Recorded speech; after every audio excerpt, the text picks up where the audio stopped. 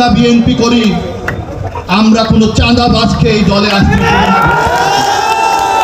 আমরা সবাই মিলে কাঁধে কাঁধ মিলিয়ে এই চাঁদাবাজকে বিএনপি থেকে বিতাড়িত করব। আমরা যারা বিএনপি করি সবার গর্ব হয় যে আমরা শহীদ রাষ্ট্রপতি জিয়াউর রহমানের দল করি।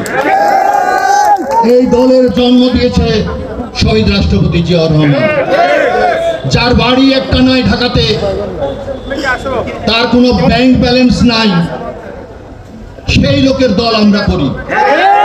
এই দলে চাঁদাবাজদের কোনো জায়গা হবে।